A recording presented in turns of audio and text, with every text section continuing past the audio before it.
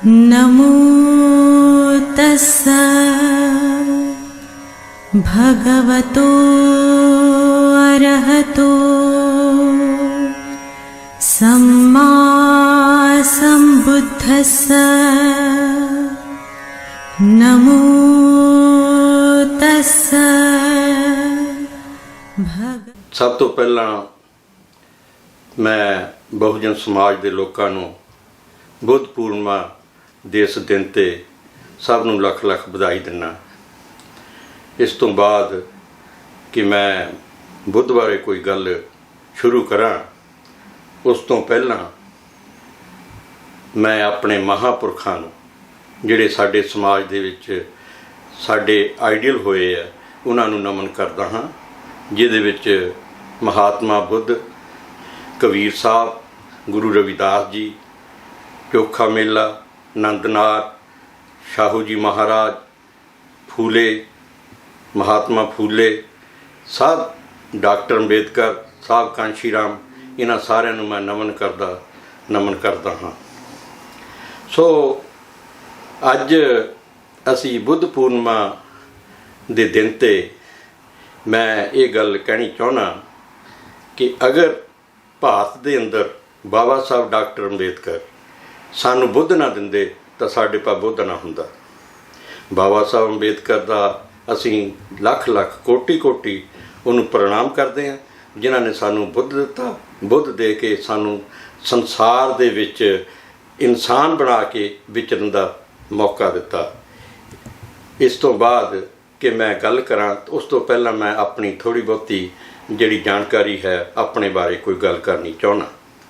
मैं मोहन लाल करीमपुरी, मेरा जन्म 10 जून 1945 ਨੂੰ ਪਿੰਡ ਪੁੰਨੂ ਮਜਾਰਾ, पंजाब, ਜ਼ਿਲ੍ਹਾ ਜਲੰਧਰ, ਅੱਜ ਕੱਲ੍ਹ ਜ਼ਿਲ੍ਹਾ ਨਵਾਂ ਸ਼ਹਿਰ ਹੈ, ਉਹਦੇ ਵਿੱਚ ਹੋਇਆ। ਮੇਰੇ ਪਿਤਾ ਦਾ ਨਾਮ ਅਨੰਤ ਰਾਮ ਅਤੇ ਮੇਰੀ ਮਾਤਾ ਦਾ ਨਾਮ ਰੱਖੀ ਸੀ, ਜੋ ਕਿ ਉਸ ਸਮੇਂ ਮੈਂ 5-4 ਸਾਲ ਦਾ ਸੀ ਜਿਸ ਵੇਲੇ ਉਹਨਾਂ ਦੀ ਕਿਸੇ ਬਿਮਾਰੀ ਕਾਰਨ ਮੌਤ ਹੋ ਗਈ। ਸਾਡਾ ਪਾਲਣ ਪੋਸ਼ਣ ਸਾਡੇ ਬਾਪ ਨੇ बड़ी मेहनत करके किया। उस तो बाद सानू पढ़ने पाया गया। प्राइमरी साडे पिंड दे नाल एक सरोह पिंड है, उत्थे प्राइमरी दे विच मैनू दाखिल कराया गया। मैं 4 जमातां उत्थे पढ़ियां। 5वीं दे विच मैं नवां शहर दे विच दाखिल होया। 5 तो लैके हायर सकैंडरी तक मैं विद्या प्राप्त की। 1970 दे विच मैनू एक किताब मेरे दोस्त ने मैनू पढ़ने नूं दित्ती, जिहदा नाम सी डॉक्टर अंबेडकर और उसका मिशन। उसनूं मैं पढ़िया, लाहौरी नाम बाली द्वारा लिखी गई सी। उस तो पढ़ने ते बाद मेरे जीवन दे विच एक नवा मोड़ आ गया, मैनू एक नवीं गल दा पता लग गया ते मैं उस हिसाब दे नाल अपने आप नूं धन समझदा कि मेरे अंदर अंबेडकरवाद दा चिराग जल गया। जद मैं अंबेडकर दीयां गल्लां उस समय अज तो कह सकते हैं भी 50 साल पहलों की गल है, जब मैं समाज दे विच बाबा साहब की गल करनी शुरू की तो लोगों को बड़ी अलोकार लगी भी किहो जिहियां मोहन लाल गल्लां करन लग पिया। अगे तो कदे नहीं सी ये गल्लां करदा। वो गल्लां मेरे एक चेतना पैदा हुई कि जो उस वेले दा समाज सीगा, रूढ़वादी समाज सीगा, जिहड़ा कि चेले भूतनिਆਂ दे विच यकीन रखदा सीगा,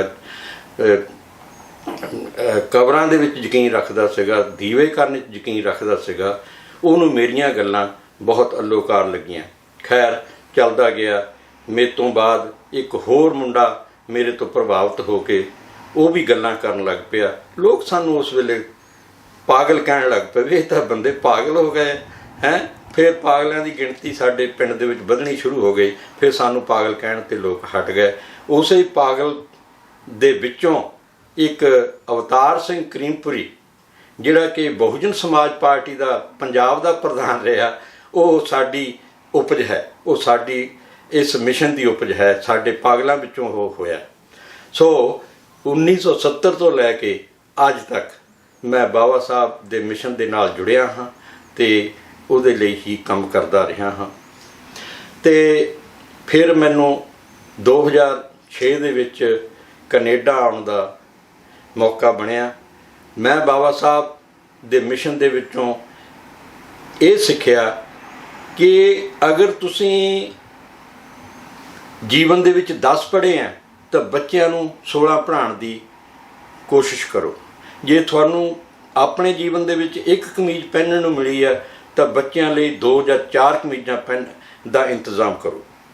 ਮੈਂ ਬਾਬਾ ਸਾਹਿਬ ਦੀ ਸਿੱਖਿਆ ਤੋਂ ਲੈ ਕੇ ਮੈਂ ਜਿੰਨਾ ਪੜ੍ਹਿਆ ਮੈਂ ਬੱਚਿਆਂ ਨੂੰ ਬਹੁਤ ਪੜ੍ਹਾਇਆ, MA ਕਰਵਾਈਆਂ, MSc ਕਰਵਾਈ, B.Ed ਕਰਵਾਈਆਂ, ਸਾਰਾ ਕੁਝ ਕਰਵਾਇਆ। ਜਦ ਬੱਚਿਆਂ ਦੀ ਤਸੱਲੀ ਹੋ ਗਈ ਕਿ ਅਸੀਂ ਹੁਣ ਪੂਰਨ ਤੌਰ 'ਤੇ ਪੜ੍ਹ ਚੁੱਕੇ ਹਾਂ ਤਾਂ ਉਹਨਾਂ ਦੀ ਪੜ੍ਹਾਈ ਦਾ ਪਿੱਛਾ ਛੱਡਿਆ। ਸੋ ਉਹਨਾਂ ਦੀ ਪੜ੍ਹਨੇ ਦੇ ਨਾਲ ਅੱਜ ਮੈਨੂੰ ਬੜਾ ਫਾਇਦਾ ਹੋਇਆ ਕਿ ਮੈਂ ਅੱਜ ਕੈਨੇਡਾ ਦੇ ਵਿੱਚ ਬੈਠਾ। ਅਤੇ 2006 ਦੇ ਵਿੱਚ ਮੈਂ ਕੈਨੇਡਾ ਆ ਗਿਆ। ਕੈਨੇਡਾ ਆ ਕੇ ਚਲੋ ਇੱਥੇ ਅਸੀਂ ਗੁਰਦੁਆਰੇ ਜਾਂਦੇ ਰਹੇ। ਗੁਰਦੁਆਰੇ ਦੇ ਵਿੱਚ ਮੈਨੂੰ ਬੋਲਣ ਦਾ ਮੌਕਾ ਮਿਲਿਆ, ਕਦੇ ਬਾਬਾ ਸਾਹਿਬ ਦੇ ਜਨਮ ਦਿਨ 'ਤੇ, ਕਦੇ ਸਾਹਿਬ ਕਾਂਸ਼ੀ ਰਾਮ ਦੇ ਜਨਮ ਦਿਨ 'ਤੇ, ਕਦੇ ਭੈਣ ਮਾਇਆਵਤੀ ਦੇ ਜਨਮ ਦਿਨ 'ਤੇ ਬੋਲਣ ਦਾ ਮੌਕਾ ਮਿਲਿਆ। ਤਾਂ ਕੁਛ ਸੱਜਣਾ ਨੇ ਜੋ ਅੰਬੇਦਕਰੀ ਸੀਗੇ, ਬੋਧੀ ਸੀਗੇ, ਉਹਨਾਂ ਨੇ ਮੈਨੂੰ ਬੜਾ ਪਸੰਦ ਕੀਤਾ ਕਿ ਕਰੀਮਪੁਰੀ ਸਾਹਿਬ ਤੁਸੀਂ ਤਾਂ ਬਹੁਤ ਚੰਗਾ ਬੋਲਦੇ ਆ, ਤੁਸੀਂ ਕੁਛ ਲਿਖਿਆ ਕਰੋ। ਮੈਂ ਉਹਨਾਂ ਨੂੰ ਕਿਹਾ ਵੀ ਲਿਖਿਆ ਤਾਂ ਮੈਂ ਜੀਵਨ 'ਚ ਕਦੇ ਹੈ ਨਹੀਂ। ਉਹਨੇ ਕਿਹਾ ਵੀ ਨਹੀਂ ਤੁਸੀਂ ਲਿਖਿਆ ਕਰੋ, ਅਸੀਂ ਆਪੇ ਠੀਕ ਕਰ ਲਵਾਂਗੇ। ਸੋ ਖੈਰ ਕੋਈ ਗੱਲ ਨਹੀਂ, ਮੈਂ ਲਿਖਣਾ ਸ਼ੁਰੂ ਕਰ ਦਿੱਤਾ। ਮੈਂ ਰੇਡੀਓ 'ਤੇ ਬੋਲਣਾ ਸ਼ੁਰੂ ਕਰ ਦਿੱਤਾ, ਮੈਂ ਲਿਖਣਾ ਸ਼ੁਰੂ ਕਰਤਾ। ਅੱਜ ਲਿਖਦਾ ਮੈਂ ਇੰਨਾ ਵੱਧ ਗਿਆ ਕਿ ਮੈਂ ਕੁਛ ਕਿਤਾਬਾਂ ਬਣਾਉਣ ਦੇ ਯੋਗ ਹੋ ਗਿਆ। ਇਹ ਆਪਣੇ ਜੀਵਨ ਦੇ ਵਿੱਚ ਮੇਰੀ ਪ੍ਰਾਪਤੀ ਹੈ ਕਿ ਮੈਂ 5 ਕਿਤਾਬਾਂ ਜਿਹੜੀਆਂ ਕਿ ਮੇਰੇ ਹੱਥ ਵਿੱਚ ਹਨ ਉਹ ਹੈ ਮੈਂ ਲਿਖੀਆਂ। ਜਿਹੜੀ ਪਹਿਲੀ ਕਿਤਾਬ ਮੈਂ ਲਿਖੀ ਹੈ ਉਹ ਹੈ ਦਲਿਤਾਂ ਲਈ ਹੋਕਾ, ਦੂਸਰੀ ਕਿਤਾਬ ਬਹੁਜਨ ਕਾਰਵਾਂ, ਤੀਸਰੀ ਕਿਤਾਬ ਦੀਕਸ਼ਾ ਭੂਮੀ ਮੁਕਤੀ ਦਾ ਦਰ, ਚੌਥੀ ਕਿਤਾਬ ਅੰਬੇਦਕਰ ਇਨਕਲਾਬ ਅਤੇ 5ਵੀਂ ਕਿਤਾਬ ਬੁੱਧ ਭੀਮ ਕਿਰਨਾ। ਇਹ ਮੈਂ 5 ਕਿਤਾਬਾਂ ਸਮਾਜ ਨੂੰ ਦਿੱਤੀਆਂ। ਅਤੇ ਹੁਣ ਮੈਂ ਜਿਹੜੀ ਗੱਲ ਕਰਾਂਗਾ ਉਹ ਬੁੱਧ ਪੂਰਨਿਮਾ ਦੇ ਮੁਤਾਬਕ ਕਰਾਂਗਾ। ਅਤੇ ਇੱਥੇ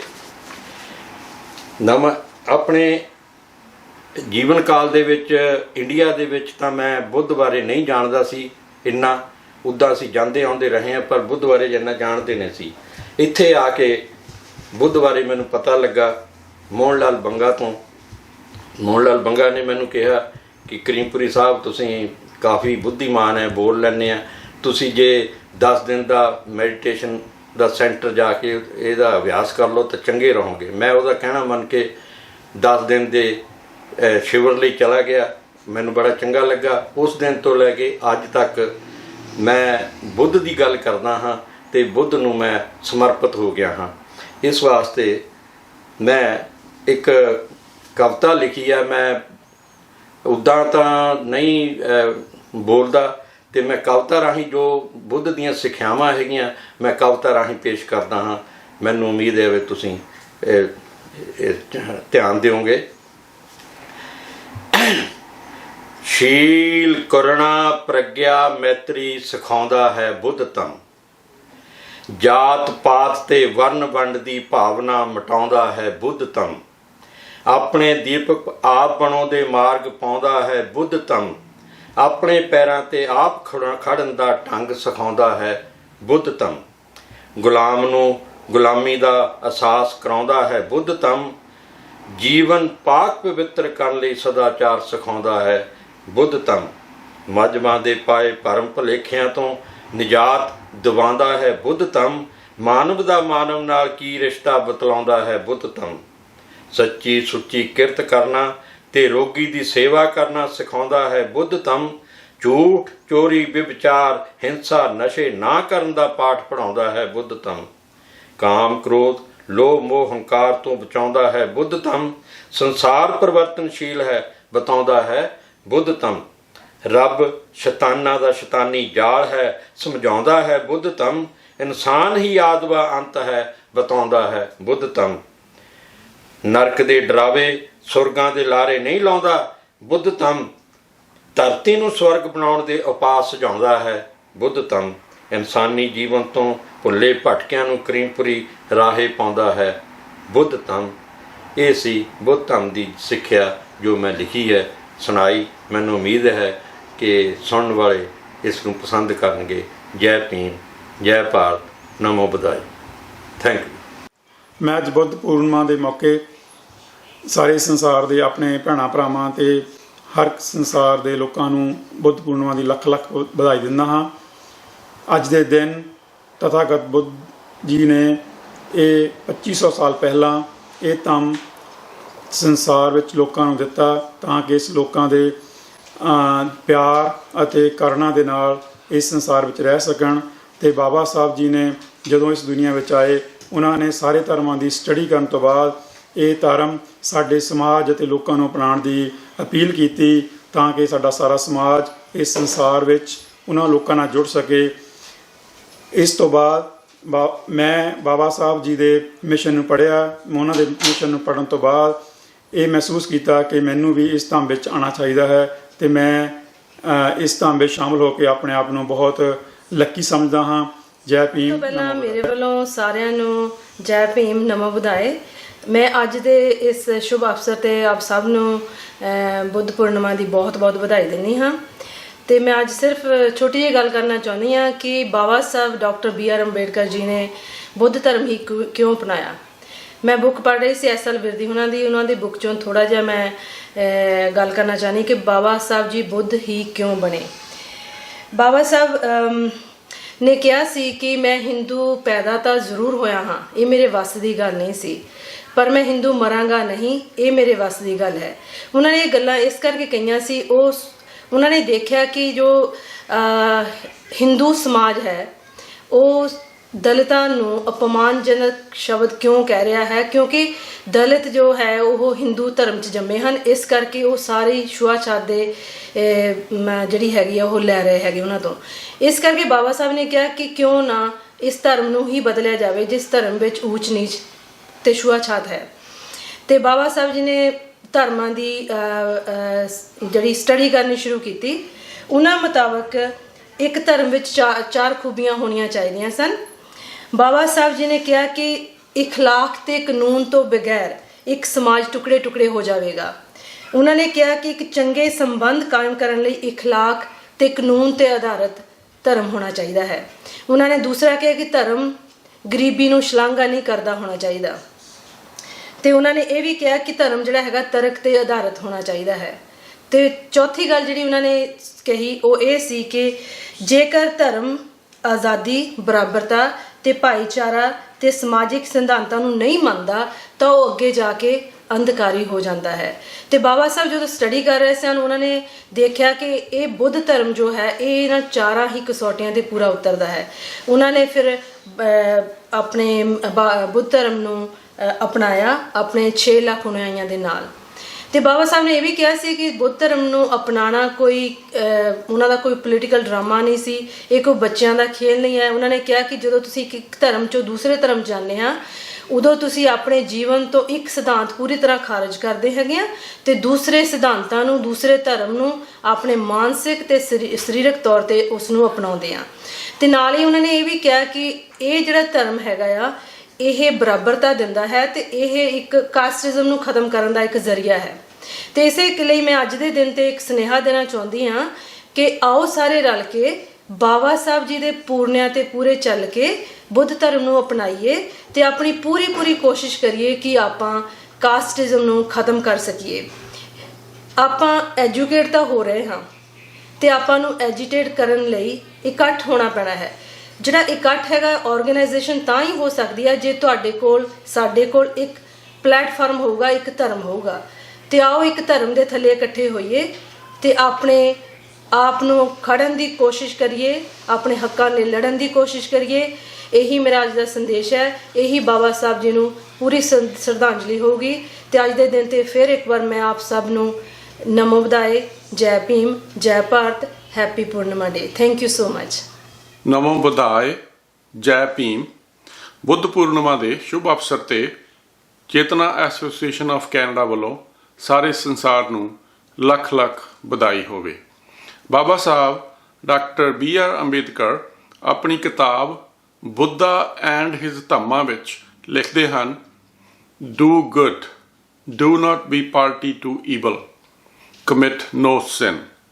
This is the Buddhist way of life. Cause no hurt, cherish no ill will. This is the Buddhist way of life.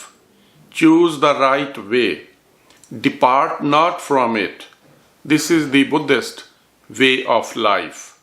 Let us walk the good way, not the ways that are evil. ਅਤੇ ਮਹਾਤਮਾ ਬੁੱਧ ਅਤੇ ਬਾਬਾ ਸਾਹਿਬ ਨੂੰ ਕੋਟੀ-ਕੋਟੀ ਨਮਨ ਕਰਦੇ ਹੋਏ ਮੇਰੇ ਵੱਲੋਂ ਇੱਕ ਵਾਰ ਫਿਰ happy Buddha Purnima. Thank you. बुद्धं नमामि धम्मं नमामि संघं नमामि नमो तस्स भगवतो अरहतो क्षमा समुदाय बुद्धं शरणं गच्छामि बुद्धं शरणं गच्छामि धम्मं शरणं गच्छामि